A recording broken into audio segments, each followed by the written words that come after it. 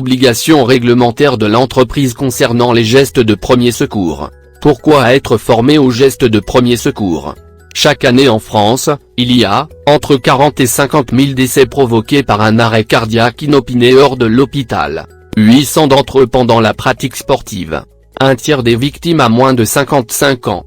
Quels sont les gestes de premier secours? L'alerte, la protection, le massage cardiaque, la pose d'un défibrillateur.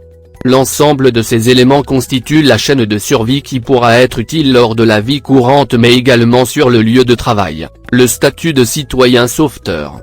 Pourtant, la méconnaissance de ces gestes, ainsi que la peur de ne pas les effectuer correctement, empêche de nombreux Français à porter spontanément secours.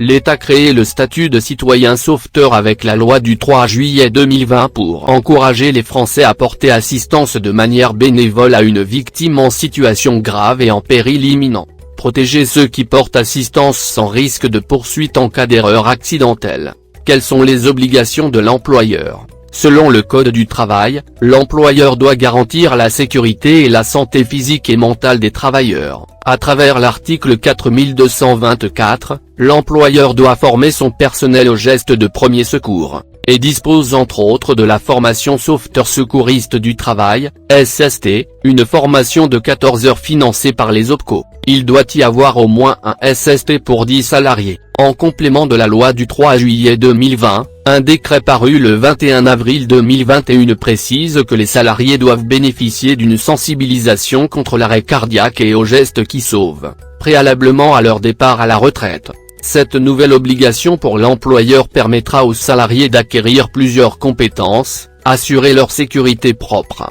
celle de la victime et des tiers, d'alerter les bons numéros d'urgence et de répondre aux questions, de réagir face à une hémorragie externe et d'installer la victime dans la meilleure position, de réagir face à un arrêt cardiaque en utilisant un défibrillateur, de réagir face à une personne inconsciente qui respire. Toutes les entreprises, quelle que soit leur taille, sont concernées par cette nouvelle mesure. Ces actions de sensibilisation devront se dérouler sur le temps de travail, et elles seront adaptées en fonction des compétences déjà acquises par les salariés.